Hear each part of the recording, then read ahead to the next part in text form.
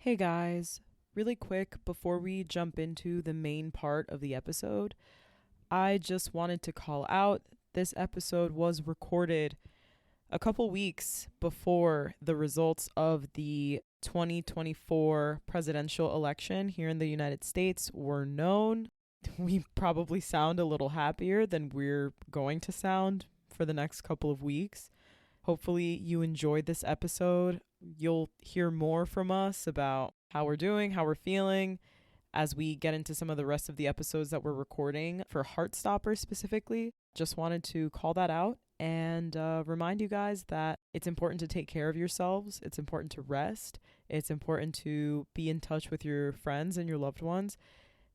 This has been a really, really tough couple of months, and it's going to be a really tough few years. So we all need to find our joy and gather up our strength and fight. But before we get back to the fighting, let's take a rest. And if you're here with us, let's get the giggles while we watch two adorable teenagers fall in love. Thank you so much for listening to us. And we hope that you stick around.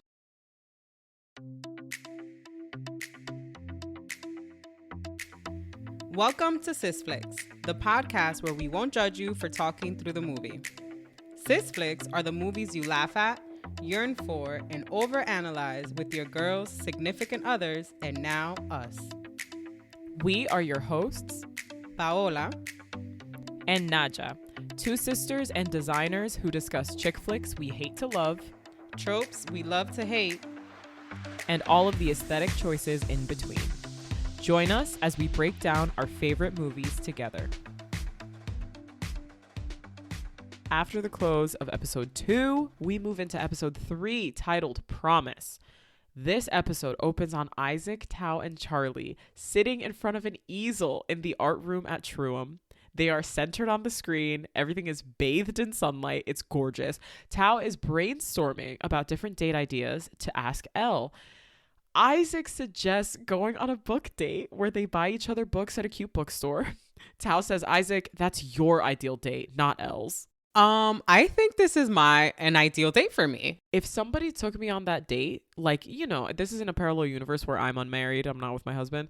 If someone took me on that date, we would either immediately get married or do something much more biblical. Yes, absolutely. Absolutely. My virtue gone. Like, you took me to a bookstore and like talked to me about a book and then like bought it for me or whatever. Yeah, dog, where's your apartment? Tell me the address. The bar is in hell. Is deeper than hell. It's at the core of the fucking earth. Charlie says that Nick took him to the beach for a date, but they haven't been on dates recently because he's been grounded. Also, the beach date was adorable. Date was so fucking precious. And fucking Tao goes, basic. Shut up, bitch. God. Tao wonders out loud about going to IKEA a la 500 Days of Summer.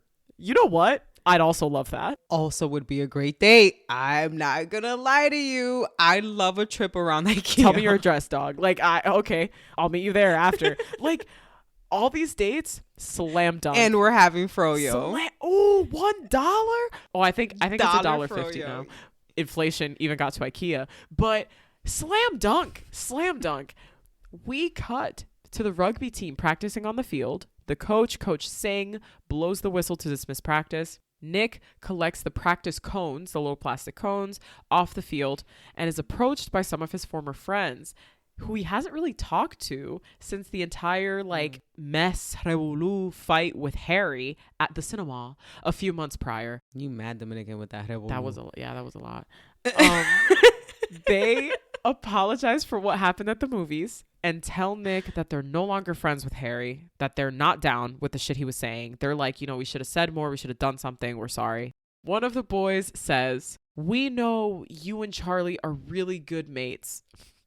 And all of the boys cringe because it's so obvious that Charlie and Nick are dating, or at the very least are more than mates, but they're letting Nick kind of take his time in whether and how he wants to tell them, which is precious. Honestly, though, when I saw this scene, I'm like, oh shit, they obviously know. 1 and 2, they're just giving him his space. I'm like, oh, okay, they're not so bad. Everyone fucking knows, Nick, you fuck? Everyone fucking knows But he Nick. needs, I know, but he needs to, it has to be in his own time.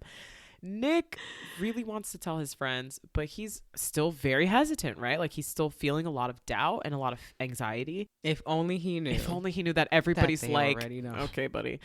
He meets Charlie in the equipment closet after they're done putting back, you know, the rugby practice equipment, where he talks about still really wanting to come out with his friends in spite of his anxiety. They start to tease each other, and of course, they end up kissing in the equipment room where they're found by the rugby coach. Then we get the title card, Promise. It's the way that she like walks in, is like, oh shit, starts to walk out, but then thinks better of it and turns like, her body back into the room. No, Like, wait, no, you're not supposed to probably be doing stop this. Like, oh, I want to give you some privacy. Oh, but wait, hold on. I'm a teacher. I'm a teacher and a coach here. Shit. I shouldn't be letting you do this. We cut after that to Nick entering Coach Singh's office to have a discussion with her. Also, the way her office is set up is so aesthetically pleasing. There are all these basketballs like uniformly set up on the wall on these like little metal shelves. When they first come into the shop, it's perfectly centered on the screen. And it's just like a picture frame almost of her working at her desk. And you see all the basketballs lined up. Blue and against green. Like a plain wall. And it's like, oh, wow, that was a nice shot. Every time I see that shot, I'm like, oh, wow, that was a pleasant shot. I've never seen any Wes Anderson movies. I'm not like a connoisseur of film, but my husband, as we were watching this again, so I could take my notes, was like, oh, a lot of the direction really reminds me of Wes Anderson because of like the importance of color, the way that things are centered on the screen. The symmetry, yeah. So I thought that was really cool. I was like, that kind of makes me want to watch Wes Anderson more than any film bro in college ever did. So... Unsurprisingly, for fans of this show and book, her response to Nick of him making out, mauling his boyfriend's face in the equipment room is incredibly kind and supportive. We learn about her a little bit. We learned that she's a lesbian who met her wife on the rugby team at her university. She tells Nick he doesn't owe any of the rugby lads any information about his sexuality. All in his own time. If anybody starts giving them shit, she'll fucking snuff that shit out immediately. Just let her know. Please just avoid making out with your boyfriend in the equipment room if that's cool with you. She's overall just so kind and understanding. Like, I stand, go to war. And we cut to Charlie avoiding handing in his history assignment to his teacher. This is the last day that he is able to hand in his assignment. It is like half a term's worth of coursework. My goodness. I have never been more academically anxious than I am watching this fucking scene. Oh my God. We cut to a Google screen after that, and you're kind of like, oh, is this Charlie like writing his fucking paper? Maybe, for the love of God. No, because the Google screen starts populating with the query, quote, how to ask a friend out, end quote. And we see Tao in the school library using one of the computers to conduct this search. Camera pans over and shows us that Nick and Charlie are also in the library near the books, looking very cozy, and Nick is reviewing his notes for his chemistry or biology GCSE, one of the science classes. He offers to help Charlie with his history assignment that, I repeat, is due that fucking day. But Charlie blows him off and is like, no, we're going to focus on your assignment. Charlie lies and tells him that he did it already. It's almost done. And the ease with which Charlie lies is starting to concern me. It's a little startling. Because it's not the first or the second or the third time we see him just blatantly lie. Yeah, no, I've eaten. No, I'm good. I'm not hungry. Because if he right now tells Nick, oh yeah, that's still due, like he sees that Nick is going to put off what he has to do to help him out. Yep. And it's at every turn. Again, this is like one of those things, like he's lying for Nick's comfort. And hopefully at some point he stops doing that. We don't know. The camera pans over again, and we see Isaac also at the library having what feels like a very flirty conversation with a male classmate over by a display of books that are decked out in rainbows for Pride. A lot of gems on this book table. Love it so much. We see Tao looking up haircut and styling ideas. Also still on the computer at school. I love his priorities, loving them right now.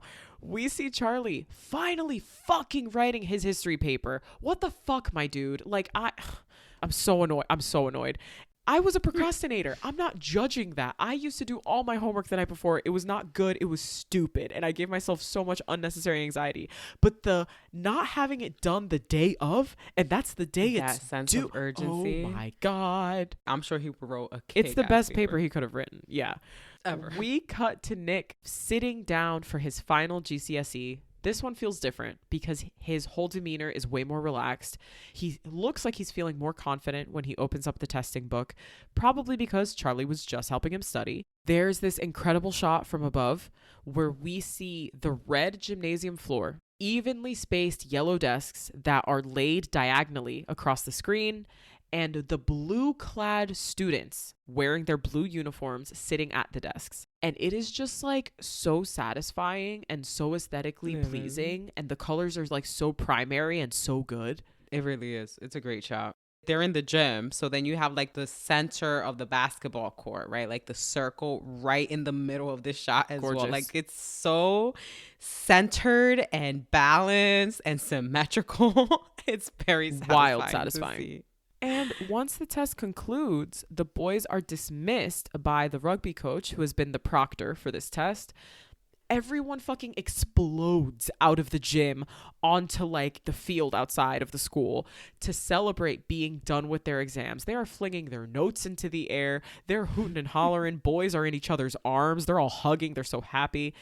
Nick obviously finds Charlie and gives him a huge hug, which I love so much. If you gave Nick the option to be subtle about his feelings for Charlie or die like a painful death, literally build his coffin, because it is impossible for my man to be chill for one goddamn moment of his life. No, he gives him the biggest hug, lifts him up. It's precious as fuck. Charlie has also finished his paper, has handed it in 5 minutes before the end of the school day. I'm shocked. I'm awed. And the whole time I'm like, my God, you could have done this the whole time. So you're telling me you could have just sat down for 2 to 3 hours, got this done, and then not have been grounded for the rest of the time? Just would have been done. Now you can visit Nick again. Being a teenager is a hell of a drug, dog. Because wow. Oh man. But to be fair, I probably would have done the same. I can't even judge. I can't even fucking judge it. Mr. Farouk calls the boys back in, at least the boys who are planning to attend their annual Paris trip for years 10 and 11. Is this a common trip, dog? Like, if you're in the UK, like, is that like on the East Coast, us going to DC? Most right? likely. Like, you guys going to Paris? Is that just like, oh yeah, this is a trip everyone takes every year? Or like the language classes. I mean, I feel like all the language classes had a big trip. Yeah, I went to France. A few of my friends went to Spain. A few of my friends went to Germany. That was cool. It's a lot more expensive when you're from the US. Accurate. Because you got to pay for flights. You can't just fucking hop on a bus and go to fucking Paris. The fact that you guys are able to hop on the bus. Oh, a thing we can do, even though it takes a long time because we're in the Northeast, is go to American Disney World. American Disney World. The Elite Disney World. So that was also a bus trip that we would take. We would just be in a bus for like 24 hours and end up in Disney. So we see the girls from Higgs dismissed from school, and we follow Darcy and Tara walking towards Truum hand in hand. We learn that they are also going to be at this Paris trip meeting. It's a co-ed trip, which is dope as fuck. Tara accidentally blurts out, "That's why I love you," during this like very mellow, chill conversation with Darcy. And they both immediately like freeze up and freak out and make it incredibly fucking weird. Darcy, needless to say, does not say it back. Literally, Tara's like, "Oh, I didn't mean to say that. Oh, it just slipped." And Darcy's like, "Okay," turns around and skips to her friends. It's just like, I'm not going to deal with this at all. We're going to put a pin in that. Or maybe not. We're just going to let it lie. Let it lie. It's already out there. Call the cops. It's already out there. Everyone is in the Truum cafeteria, right? All the year 10s and year 11s. They're waiting to receive information about the Paris trip from their 2 Paris trip chaperones. Who are the 2 Paris trip chaperones? The 2 Paris trip chaperones are Mr. Ajayi, who we love, and Mr. Farouk, who we're medium about. Doesn't this give you like Grumpy Sunshine? Yes, absolutely. Duh. It's so funny. Their whole vibe. Yeah. Yes, Mr. Farouk could not be angrier, right? Like, he is pissed. He is freaking pissed. And Mr. Ajayi is just like, He's like a precious gem. And you're just like, oh, this is going to be funny. This is going to be something. And we see sitting at a table the gang, our favorite friend group to ever exist, with the new addition of Sahar, a new friend, also a girl who attends Higgs. Mr. Ajayi, Mr. Farouk, the chaperones for this trip, are absolutely regretting this choice, right? They are kind of starting to give out instructions. Everyone has to choose a same gender group of 4 to room with. The gay gang doesn't give a fuck about this because it suits them just fine. They are loving it. They are ecstatic. I'm dead. Pick your friends that you're going to room with. Oh, boys and girls aren't allowed to room together. And then Darcy goes, I don't think that's going to be a problem. And our gang is just like, okay. Sick. I am so sad about that. The same boy that we've seen chatting with Isaac in the library, whose name is James, approaches him at the table with the gang and asks him if he wants to come to the end of term party. So we know something's a brewing for Isaac. Maybe, just maybe. Finally, after this entire meeting, Charlie asks, where's Tao? The students are dismissed from their meeting, and the gang walks out to see a very different looking Tao. In my humble opinion, he looks so fucking cool. With a massive bouquet of roses standing outside the room waiting for Elle. Honestly, he looks like something out of a movie. I love it. He thought of all of his favorite male leads. I love it. All of his favorite romantic male leads. And was like, okay, I want Marlon Brando energy. I want Henry Golding energy. Bless. Amazing haircut. Oh my God, he looks so good. But his shirt and pants, they were he's dressed like a 1950s, 1960s lead male. Everyone stops dead in their tracks. Tao tells Elle that he likes her, quote, in a romantic way, unquote. He says this in front of everyone. And guys, if you've been listening to us for a while, we all know this. My pride would never. My pride would simply never. I'd be like, hey, you person, let's go separately to a different part where no one else can hear or see us. I've got stuff to say to you that's fucking embarrassing. Yeah, but this friend group, they're all very open with each other. There's none of that here. Not with Elle, not with any of them. None of them have pride, have that type of pride. I love them. He asks Elle out on a date. She hesitantly agrees, and all their friends hoot and holler. And then group hug. So they cute. all go in for a group because they're so excited. It's really cute. They are very excited for them. It's nice to see them be happy. It's a collective happy. We cut to Elle and Tao immediately after this at a small artsy looking movie theater where he's already bought her tickets to a screening of her favorite movie, Moonrise Kingdom. A movie that she confirms that he doesn't like. She asks why they're seeing it, and he responds that he wants her to have her dream date. Which is very sweet. We already see her wavering. Yeah. We see her kind of go what? Because she comes across a very different looking Tao. Even though, hey, great haircut, looks great. By the way. Love it way more than whatever else you had going on. Very different looking Tao. And because we all know how critical he is. So he's going to watch this movie he doesn't like. I'm sure she's already bracing herself to hear the complaints about the movie he doesn't like. And it's okay, what is this? What are we doing here? This feels inauthentic. Exactly. We cut to the rest of the gang, plus Tori, arriving at the end of exams party that James was talking to Isaac about. It's an end of exams bonfire in the woods, ? The white nonsense of this.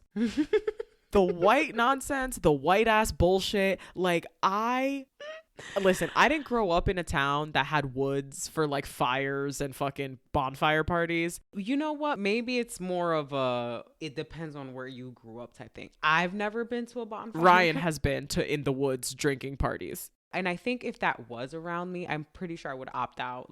There's just... Nope. There's no way you're going to get me in, the woods. You're not going to get me. You're not getting me in the woods drinking it. Nah. Yo, literally, dog, no. The white nonsense. I've seen too many movies. And you won't find me. And you know who dies first? Is usually the brown one. Okay. She's not wrong. So, anyway... we're all in disbelief, mouths agape at the white nonsense of this. And Isaac, as soon as he walks in, immediately gets pulled away by James, who clearly has a crush on him. And Tori warns Nick not to let Charlie out of his sight. And if something happens to Charlie, that is basically all his fault. Jesus Christ. And Nick is like, cool, okay, that's fine. You can tell that Nick is stressed. He's not vibing. He is not having a good time right now. And apparently they had to hike up to these woods. Charlie keeps asking if he's okay. They both appear to be really tense and anxious. Charlie is tense and anxious because he can't gauge how Nick is feeling. Nick is tense and anxious because he's tired. It's like the not truth of him not coming out is like causing him physical illness from the inside. I hadn't thought about it like that, but I guess that can be true. He is stressing himself out. Yeah, for sure. I totally get it. I'm a miserable liar. I'm a terrible liar. But the times that I have lied about pretty much anything, it makes me feel sick for like weeks. It feels terrible. So Nick right here, like I understand, like you're hiding this huge chunk of yourself that you're already very bad at keeping inside. He is very bad at not being obvious. And we cut back to the movies where Tao and Elle are sitting next to each other with comically sized concessions, massive popcorn, massive soda, big thing of candy. In this kind of teeny tiny like love seat, like a double seat, which are pretty It's cool. a very interesting setup that they have here. And Elle asks why Tao cut his hair. And he responds, I mean, doesn't it just look better like this? I mean, literally it does. I agree. Elle says, I hope you didn't cut it for me. And Tao looks guilty and doesn't respond. And at that moment, the movie starts. The show cuts back and forth, I think, for dramatic effect between their movie date and the bonfire. We're going to combine them a little bit just for the sake of, like, I don't know, attempting to be concise. We'll see. Tao, a little bit later on in the movie, creeps his hand out towards Elle's hand where it's resting on this like love seat situation so that they can hold hands. And it's comically awkward.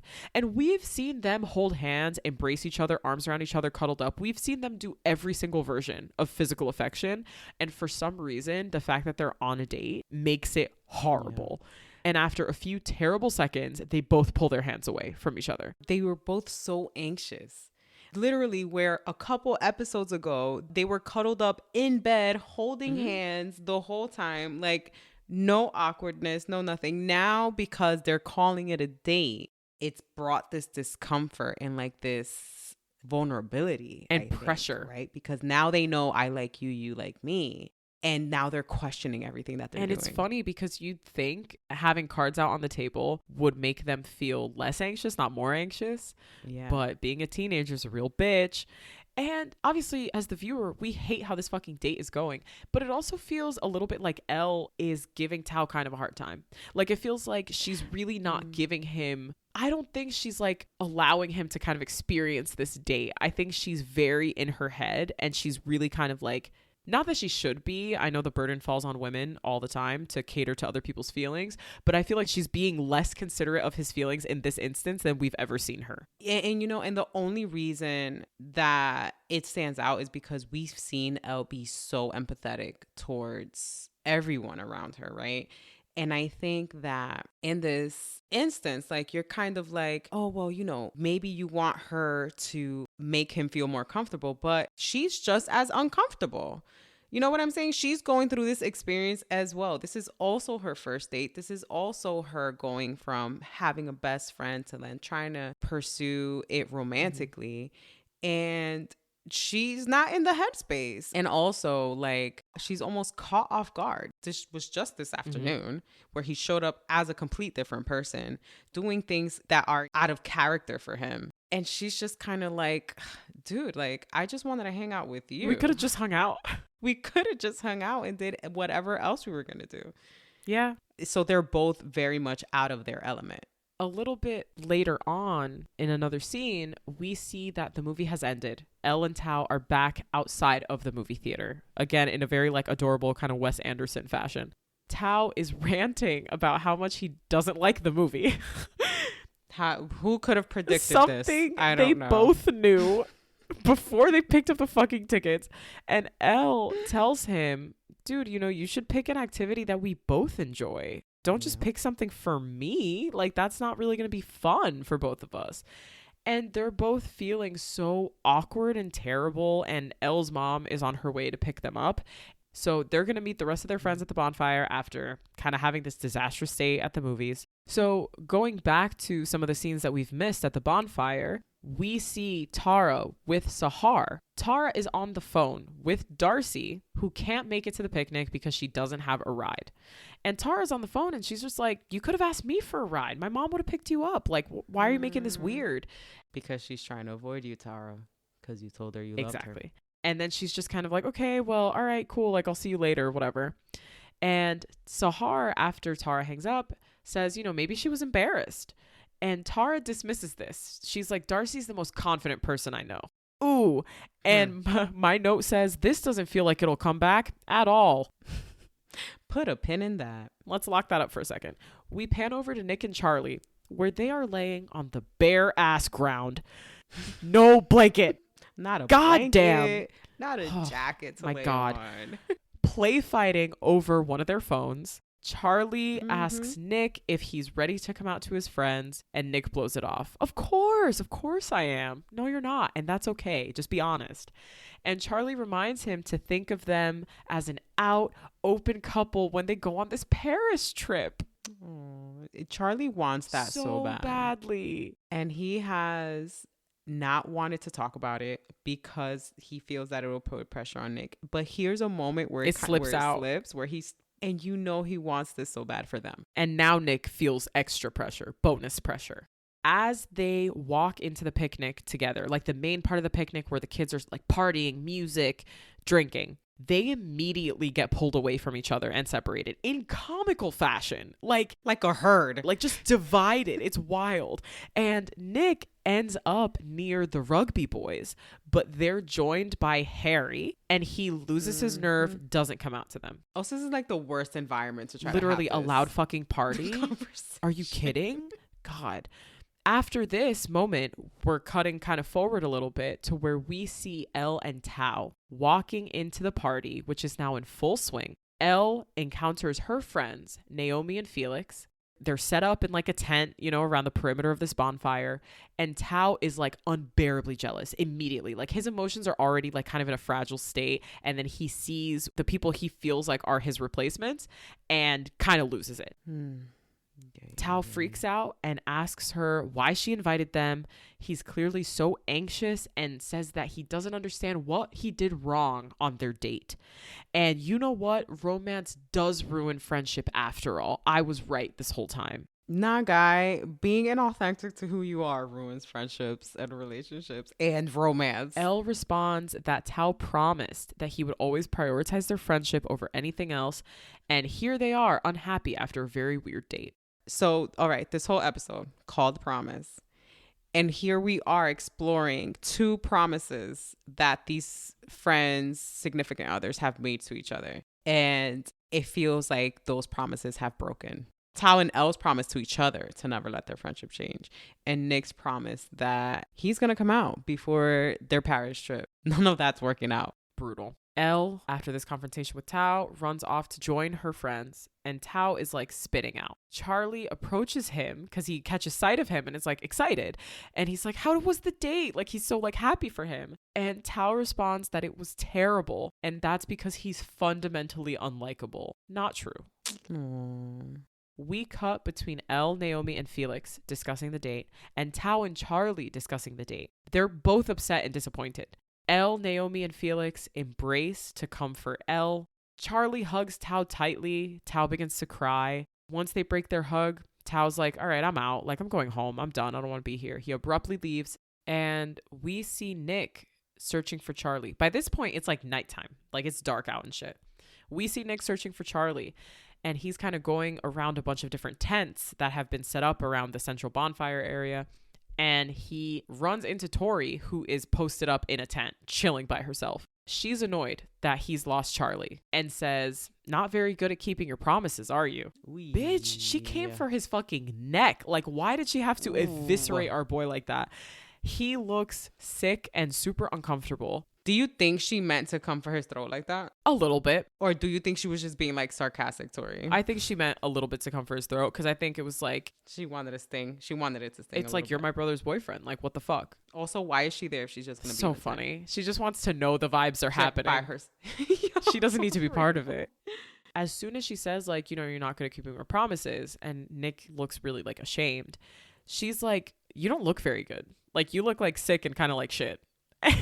And Nick's like, okay. And he promises to find Charlie after this conversation with Tori, who just sits there sipping her drink, staying hydrated. And Nick continues looking for Charlie and comes across the rugby boys again. And he says he has something to tell them, but immediately starts second guessing himself. He gets this almost like animated tunnel around his face that's kind of showing that he's retreating into this like dark place in his mind, right? Like he sees images of Tori, of his own brother Dave, of Charlie, kind of admonishing him and reprimanding him, even for how he's identifying sexually, right? Like identifying as bisexual and not gay, not coming out yet. Everything he's heard, all the feedback he's been getting, he's internalizing that. You're seeing now visually what he thinks, what has been stopping him. Every time he goes to sell someone, he's worrying about what everyone else is going to think. And you can literally see that play in his mind at this point.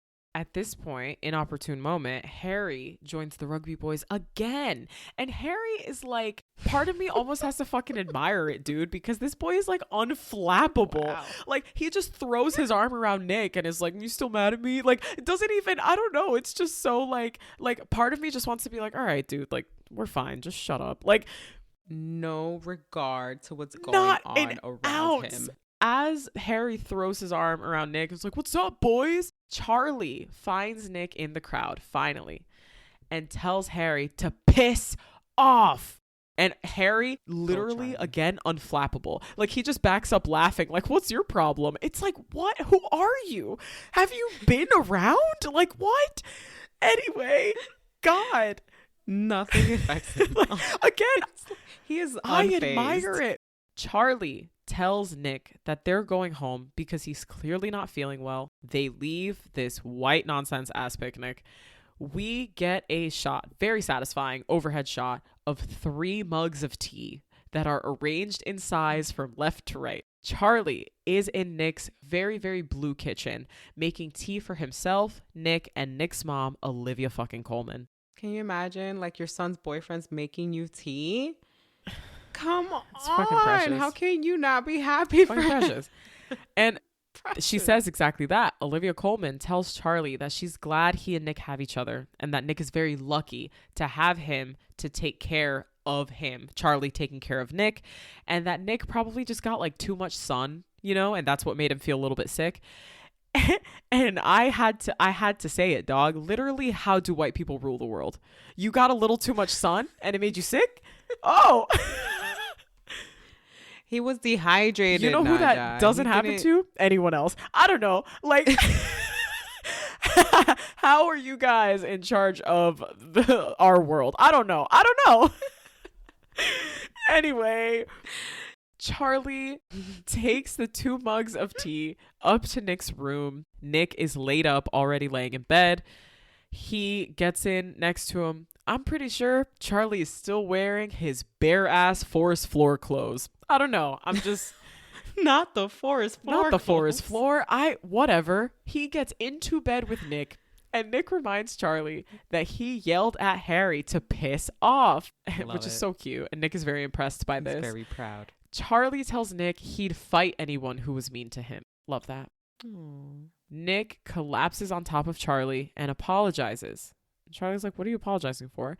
And he says he said he would tell his rugby friends and he would finally come out, but he didn't. Nick is feeling very guilty. And it's almost like he's looking for permission from Charlie to like feel better. He just wants a little bit of like absolution from Charlie.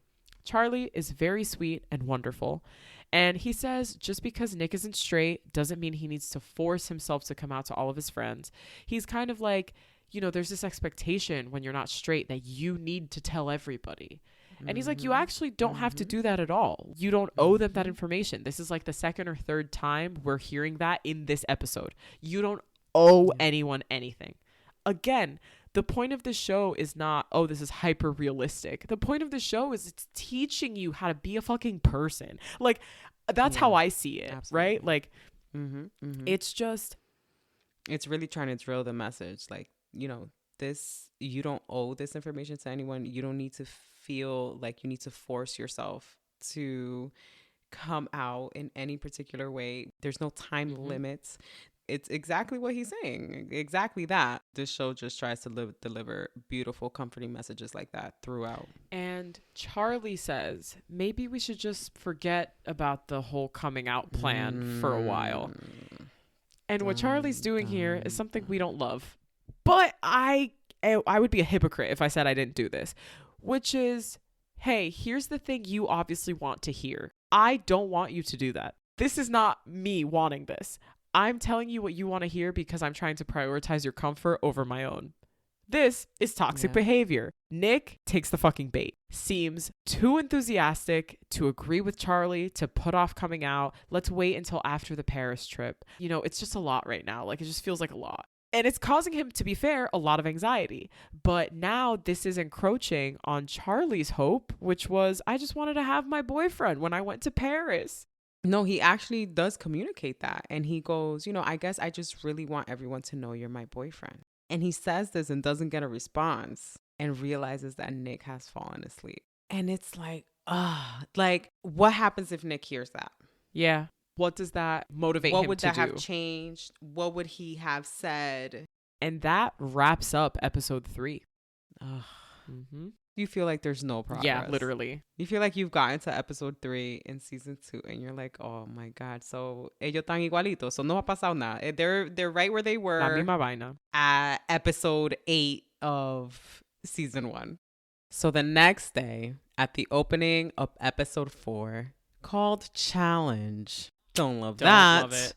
We're getting ready to go to Paris, baby. And they all get to go on a bus because they live in fucking England. I'm so jealous. I can't even imagine being able to just drive through Europe at a whim. I'm going to go take a drive to another European country.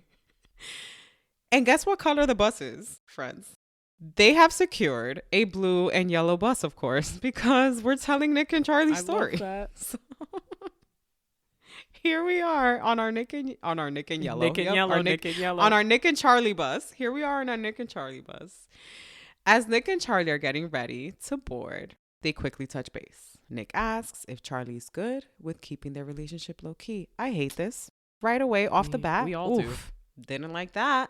And Charlie's face will tell you, no, he's not good. But he doesn't say that. He follows up by agreeing and suggesting, you know what? And we probably shouldn't sit next to each other on the bus. It'll be too obvious. And by Nick's face, he didn't like that. Yeah, he doesn't like the consequences of his own requests. But just like Charlie, he agrees. And I hate that we're back to tiptoeing around their relationship. I do not like it. It feels like they had such a lovely streak of so much honesty. Honestly. Yes, and open. Well, not open at school, obviously, but you know what? Open enough that fucking everybody knows that there's something going on between Nick and Charlie and they're just not saying anything. Anyway. And Charlie says the worst thing, which I hate, that makes me roll my eyes and cringe with anxiety. It could be fun being a secret again. Ugh, no, nobody believes you, Charlie. It will not be fun. I don't like it at all. And I know you don't like it. And then he goes to lighten up the mood, right? Let's lighten up this sucky decision we've made for ourselves.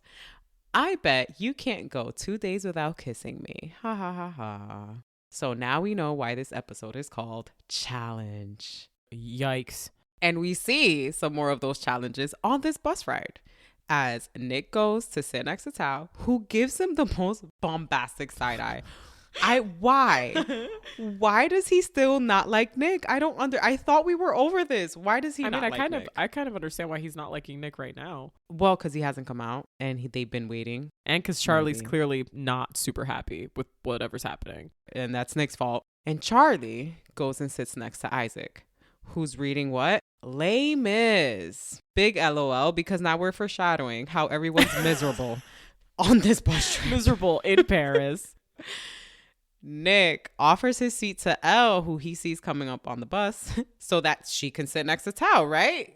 That's what you would usually do, right? Tao and Elle? Nope. She's like, nah, I'm good. It's all so bad. Keeps it moving. All so bad. Charlie tries not to look when Imogen boards the bus along Ben, who seems to be ignoring everything that she's saying about how Paris is so Instagrammable and how she had to overpack because of her 7-step skin routine. And it's not her fault that she had to overpack. Blame it on the patriarchy. Imogen, I like you more and more that. with every episode. I love you for that, Imogen. So, I mean, you can probably guess. So she's defending how much she had to pack in Paris. I can already guess that Ben was giving her shit about how much she packed and whatever she's lugging around. So our main couples are not doing so hot. And then we get our title card. Challenge with a zap, hinting at maybe some chemistry going off this episode. I hope, maybe.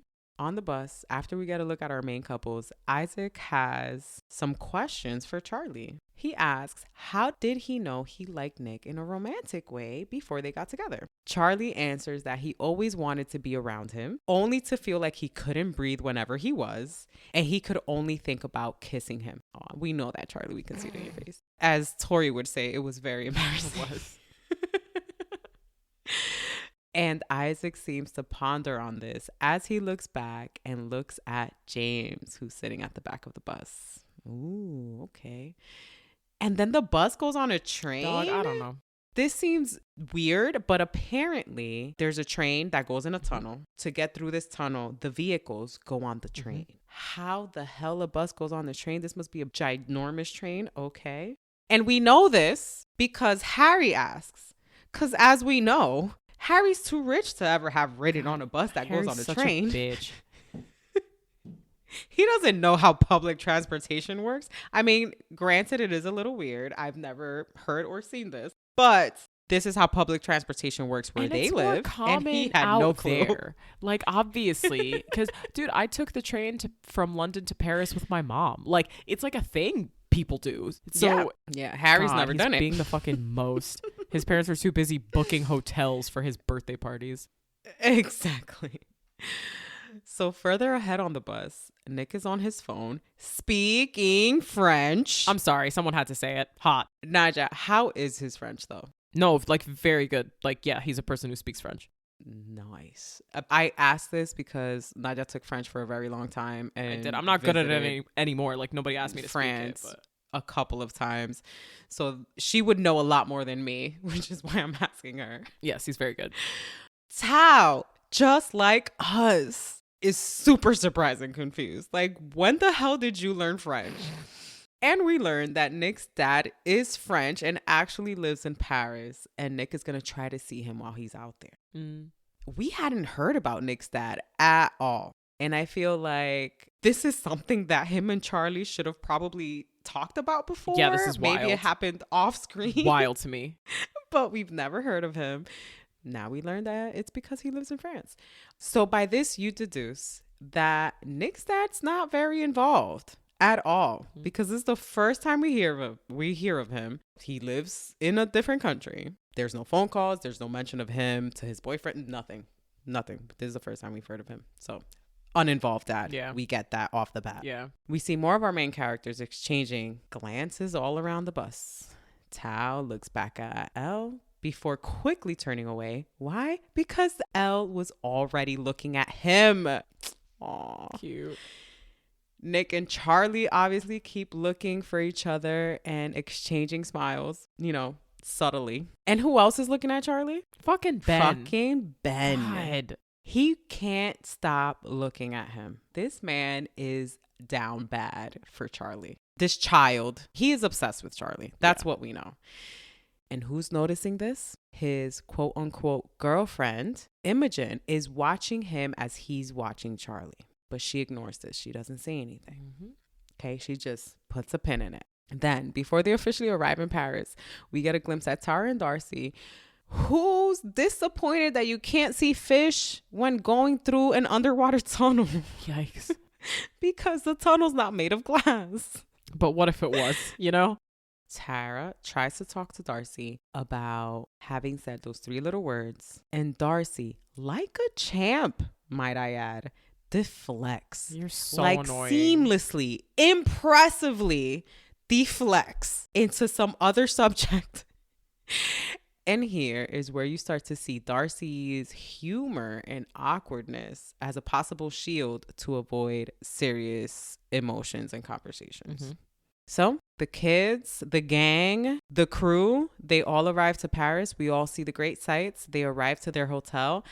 It's chaotic. This hotel lobby is insane. I am so happy I don't work in this hotel. And I used to work at Disney. So I've seen some chaotic I groups of people. Forget that you literally fucking worked there. Oh my God. It gave me PTSD. Like, oh no, nope. Everyone heads to their rooms with their chosen groups. The boys sharing a room are Nick, Charlie, Tao, and Isaac. When they arrive to the room, they realize there's only 2 beds and they have to share in pairs. Charlie and Nick right away get this smile on their face. They're like, ooh. But Isaac picks one bed, Tao picks the other bed. Before they can even say anything. Is it bad that I'm so surprised that their friends play the shit out of them like that? Isaac claimed his bed first. I don't think he was trying to work against them. Now, Tao gives me heavy cock blocker energy. For me, Tao was like, there will be no hanky-panky in this hotel room. And something that he actually says to Charlie is, I thought you would just find it awkward sharing with Nick. Because just standing next to Elle makes me feel like I'm being electrocuted. That's genuinely kind of precious. Which you're like, aw, but also don't project that shit onto Nick and Charlie. They've been together. Tao, sometimes people like feeling like that. Like, just be sometimes fucking people cool. like being with the people that they like. God. Like, they've been together, they've kissed, they've been boyfriend and boyfriend. They're no longer in this stage of denying their feelings like you and Elle are. They're past that, okay? They want to share a bed. But, our lovely Nick and Charlie, they're not going to protest. Because they could have. And they could have been like, no, sorry. One of you move over. Scooch. One of you switch. Charlie and I are sharing a bed. But they didn't do that because they didn't want their friends to feel awkward, maybe. And also people-pleasing energy anyway. But Nick and Charlie do end up sleeping right across from each other, and they fall asleep holding hands between the beds that night. It's very cute. Aww. Nick's arm hurt the next morning. Yeah, no, that didn't feel good. That elbow was hyper extended. Okay. No, that did not feel good. In the girls' room, we have Tara Darcy, and they did get to share a bed. Because girls are smart. And Elle and Sahar, who shared the other bed. Mm-hmm. And the following day during breakfast, Tao brings Elle a truce in form of an apple juice, which he quickly puts in front of her and runs away. And just keeps an eye on her from afar, from across the room, to make sure that she does drink it. And it works, because later on in that day, as they're exploring in Paris, Elle walks up to him so that they can walk together. Which is very sweet. As everyone is trying to decide where to go on their afternoon in Montmartre, Tao and Elle have the same idea to visit the Museum of Montmartre. As Tao says, it is in fact a very important part of art history, as many artists in the early 20th century took residence here. That's so thoughtful. Yeah. However, everyone else seems to agree that the museum's so quote unquote boring, and suggest that Tao and Elle should go off together instead. And I love everyone's face in this scene as they're all eye emojis at each other, cheesing and giddy about their little conspiracy to get Tao and Elle alone together. The rest of the gang tour the town and its shops, and as they're walking around, Charlie looks on to Tara and Darcy as they share tons of PDA. Then we see James and Isaac go off for a walk. Isaac, by the way, is now reading A Little Prince. He finished Les Mis. Now he's reading A Little Prince. Insane. Just French excellence he's reading right now. James says, it's so nice to hang out with other gay people, and you have such a cool friendship group. Truly, honestly, yes, James. We all agree. And this super cool friend group listens in as Nick orders an ice cream in French. Hot. And they're all thoroughly impressed. I don't make the rules. Hot. Once more, Nick has to explain that his father is French. And Darcy's like, since when? Since he was born, Darcy. He's been French since he was born. The whole time. Tara and Charlie, however, missed this whole revelation while they were sitting on the steps of the famous Sacré-Cœur. And what do you talk about on the steps of the Church of the Sacred Hearts? Well, obviously, you talk about your relationships. Lols. And Tara asks Charlie about him and Nick. How are you guys doing? And Charlie's automatic answer is, why does it look like we're not doing okay? Aw. Little baby. Already showing some anxiety about their relationship after all of this, what it feels like stop and go for them. But to his surprise, Tara tells him, no, Nick looks like he's so in love with you. Unbearably so. And I think this is what's obvious to everyone. Yeah. And Charlie admits that he's been feeling jealous of Tara and Darcy because of how open they're able to be in public, right? Like, and that's what he really wants.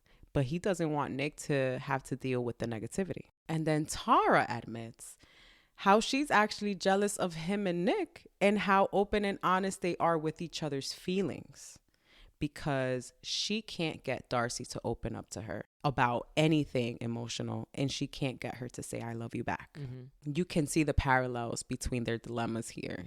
It's so funny how they're jealous of each other while they're each having a completely different experience in their relationships.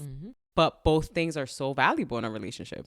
Both being able to be open emotionally and being able to be open in public. Those two things are so crucial to a successful and happy relationship. And as if they were summoned, Darcy and Nick appear with ice cream. I mean, honestly, still big old green flags, even with all the drama. They brought ice cream. It's fine. That's all you need to get me. It's important to mention here, though, however, that Charlie doesn't want the ice cream and tells Nick that he's still full from breakfast. I can't. I'm so full from everything I ate for breakfast. And Nick's like, you barely ate breakfast. He calls him out because now he's paying attention. Yeah. Now they're spending time together.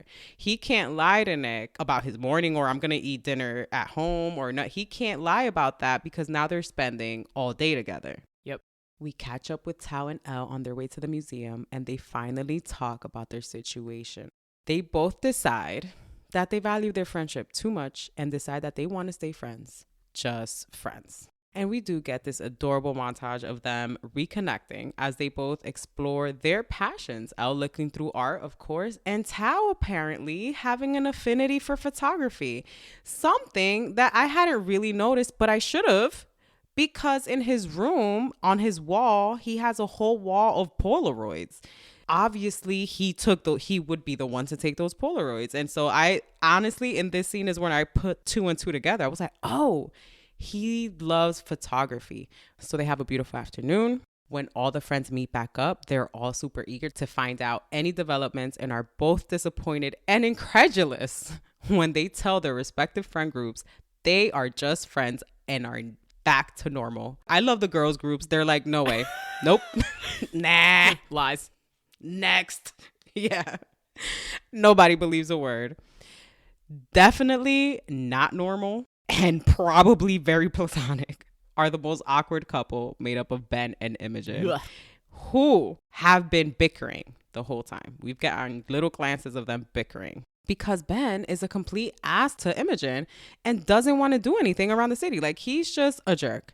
Imogen proposes that they do the love lock bridge, right? Where you put your name on a lock and you lock it on the bridge. No, that's so lame, is what Ben says, his favorite fucking word. She proposes they go to the Sacré-Cœur. Doesn't want to do that. Shopping, nope. Museum, nope. Nothing. He wants to do nothing. And pretty much ignores her as she's talking to him until he notices that Nick is looking onto him. When he notices that Nick is looking their way, he grabs Imogen by the waist and pulls her towards him forcefully to try to pretend that there's something. And she's not fucking having it. What is the point? She was like, no, get off me. Incredibly fucking weird. Like, I don't get it. What is he trying to prove to Nick? Well, I like girls. Clinging to Imogen in this way. Yeah. I don't understand what he's trying to prove. Because it seems like it's just to Nick. It is. It's not to anybody else. Like, I understand the whole, like, if he's discovering he's bi and he likes girls and he, like, that's fine. Or if he's just trying to put up a front for everyone else, but then he would hold up that front. It only seems to be to get Nick and Charlie's attention. Imogen isn't having it. She's like, nah, you're being an asshole. Fuck you. She walks over to Nick and asks if she can hang out with them for the rest of the day. And as she's walking with Nick and Elle, she starts to go on about how Ben doesn't seem to want to hang out with her. And he only cares about having a girlfriend. And she's not even sure if he even likes her very much. And Elle, our queen, asks her, do you even like him? Because he sounds horrible. What do you like about this situation that you're in? What do you like about this relationship? And Imogen can't answer this. In this moment, to me, she seems to be with Ben for the same reason that Ben is with her. Just to say that they have a boyfriend/girlfriend. Just for appearances. Just to feel better about herself. She doesn't like Ben. Why is she with him?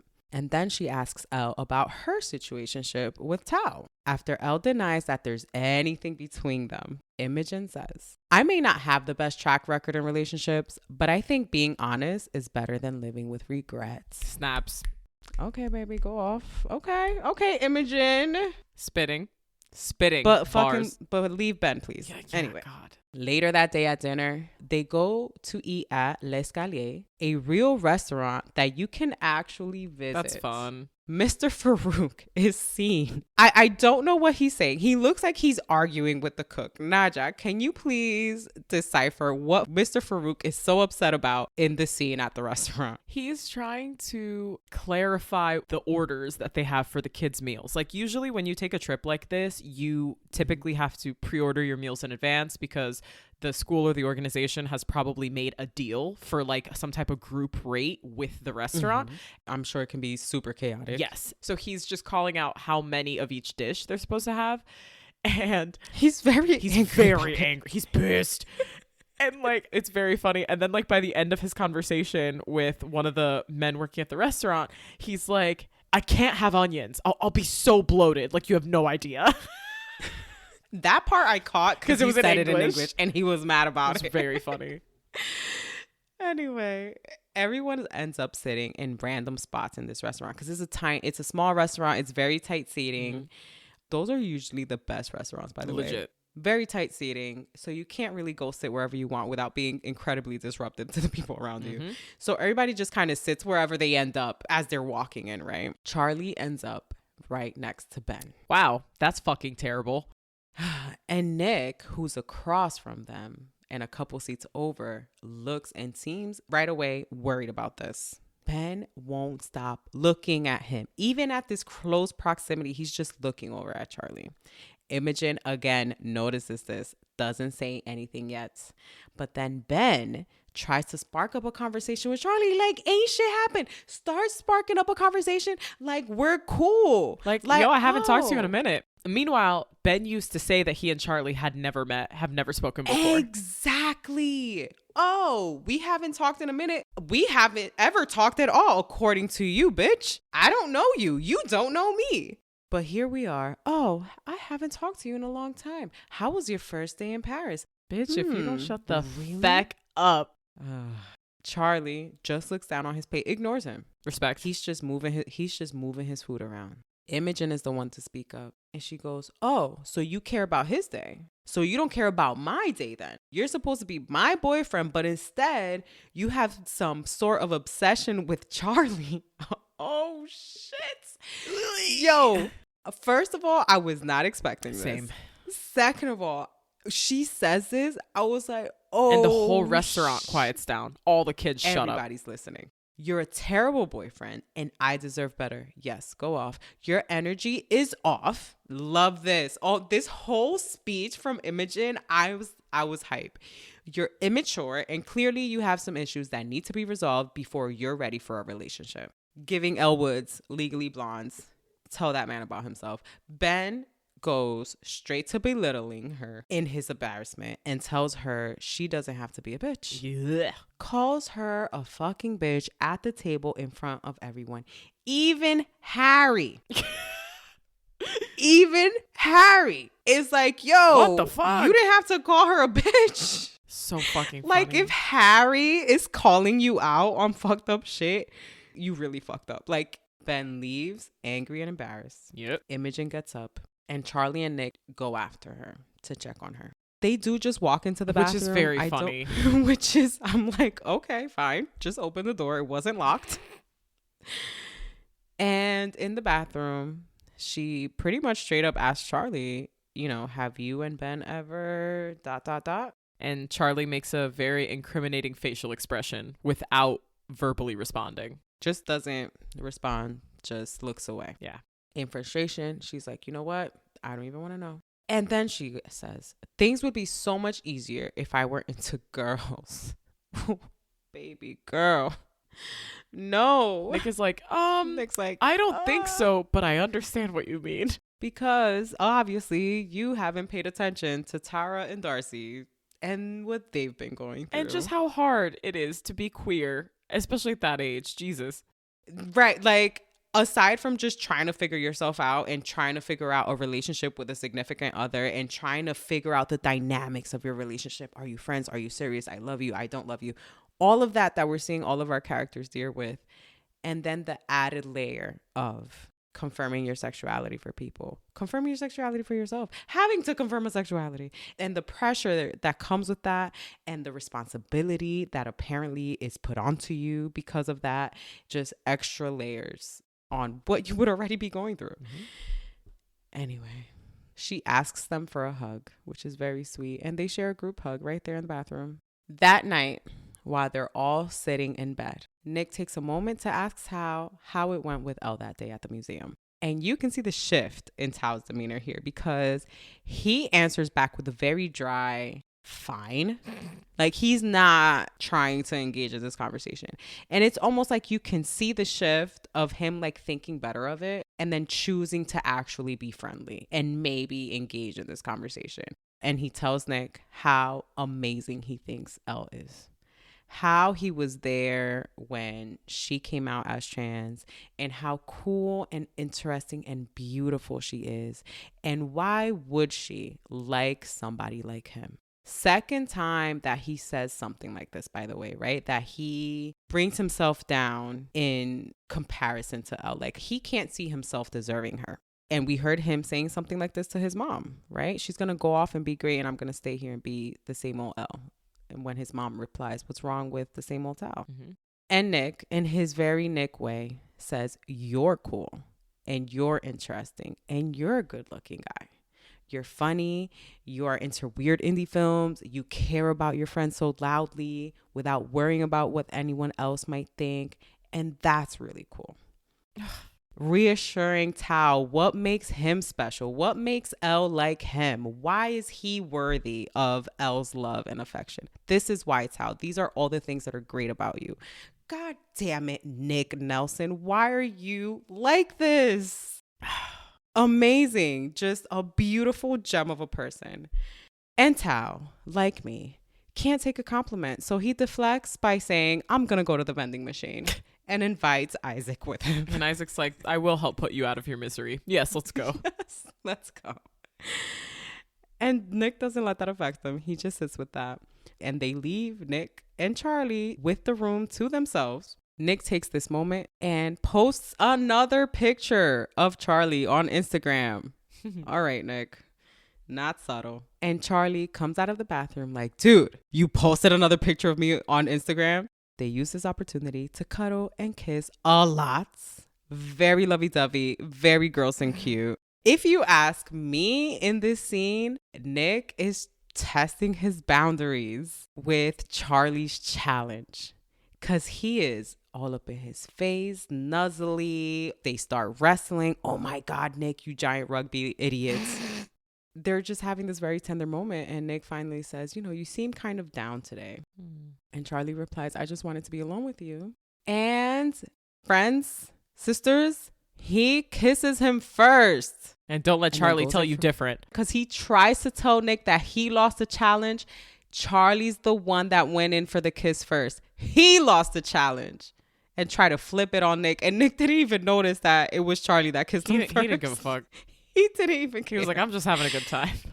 Anyway, they go for a hardcore makeout session. Nick stops Charlie and says, you taste like toothpaste, just like the first time we kissed at your house. Oh, that was very sweet. That was really sweet. And Charlie's like, well, I've literally just brushed my teeth, so...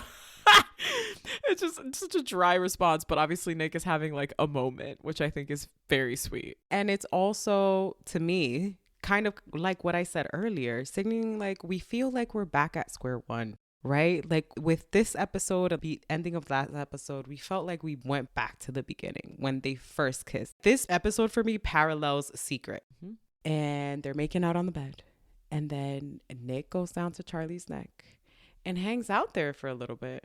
And Charlie seems to like it. And Nick confirms his consent. Is this okay? Yes, it's okay. I bet it's okay. Stays there for a while. And then Charlie starts getting a little anxious. He's looking at the door. He's like, oh my gosh, we're going to get caught. But literally by their own friends. I'm like, so who gives a shit? But fine. Right? So they break off this moment. Charlie tells Nick he lost a challenge. Lies.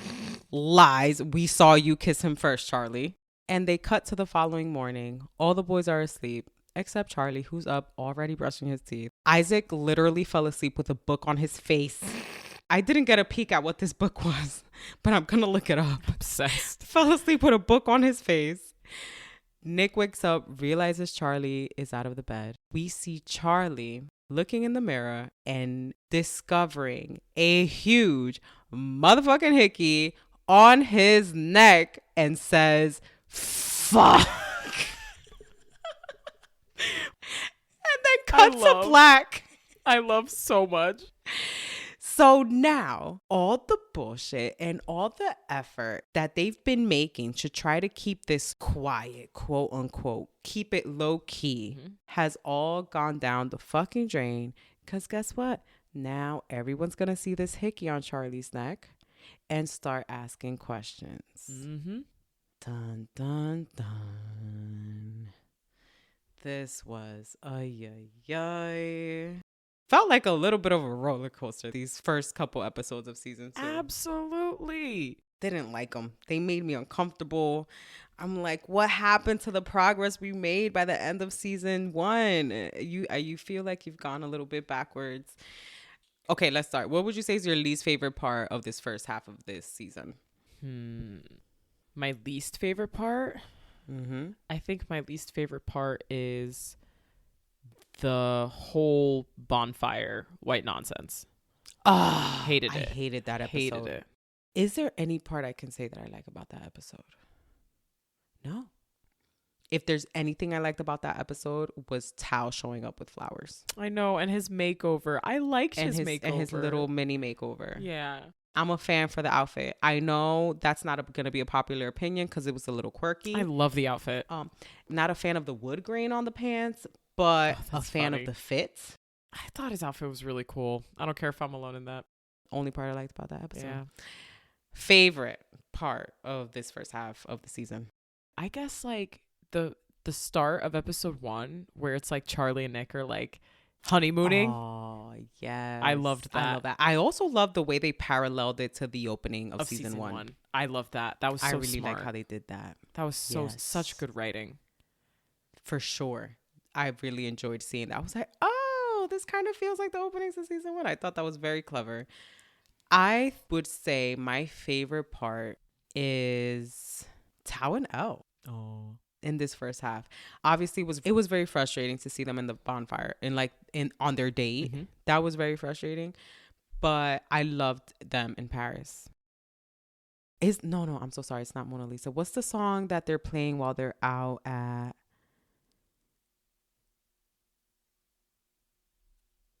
If one of us is gonna know, it's gonna be you. I know, right? I love the montage of them walking through the museum, of them kind of reconnecting because they're kind of seeing each other's passion through the other's eyes. Like they're each watching the other experiencing the thing that they love. and like that loving, and like you can see them loving them more for that, right? Like Tao just watches Elle in the museum and watching centuries pass and seeing all the artwork, and he's watching her enjoying this and like loving her for that. And then she watches him as he's like photographing a family, and she's loving him for that, for like them enjoying the thing that they love. And I thought that's so sweet, and I love that. Love that. They were my favorite part of this first half of the season. Everybody else is making me anxious. Very fair. Very fair, and with good reason. At this point. So that was our recap of the first half of season 2 for Heartstopper. Join us back as we recap the second half before we finally get into season 3. God, I'm so excited. I can't It's wait. We have not watched. I cannot wait to watch. 3 fucking weeks. It's been getting harder and harder to avoid spoilers, honestly. Honestly, though, it has been hard. Yeah. Anytime I see anything start with Heartstopper, I just Skip scroll on by. Yeah. And so many of our amazing sisters of the pod have sent us stuff, and I'll be like, "Hey, thank you. I'm not gonna watch this yet.